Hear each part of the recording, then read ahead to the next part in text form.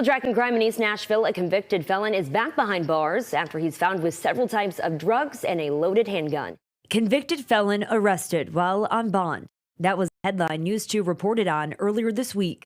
Now, some state lawmakers are looking at potentially punishing the person who posts bail for defendants who are rearrested and convicted on a new crime while on bond. The victim could sue the person that made bail.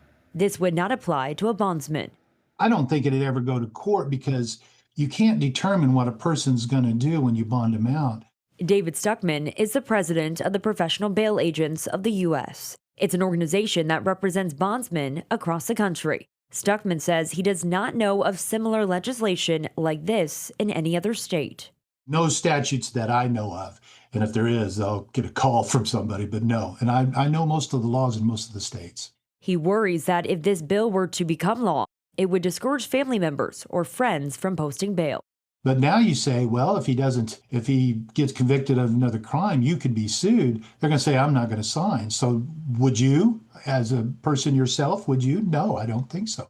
He says if people refuse to bail out their loved ones, then jails would see overcrowding concerns. Stuckman says he doesn't want to take a stance on the proposed legislation because he still has many questions. What were your initial questions when you first read the bill? Well, what is their intent?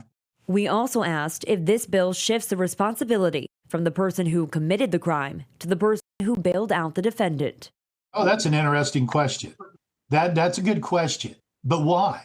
The person that committed the crime, he committed the crime. Now, chances are if he committed the crime, they can't sue the defendant because most likely he has nothing to sue for. So they're trying to find deeper pockets. In Nashville, Kendall Ashman, News 2. We reached out to the sponsors of this bill, but have not heard back yet. State lawmakers will reconvene at the state capitol next week.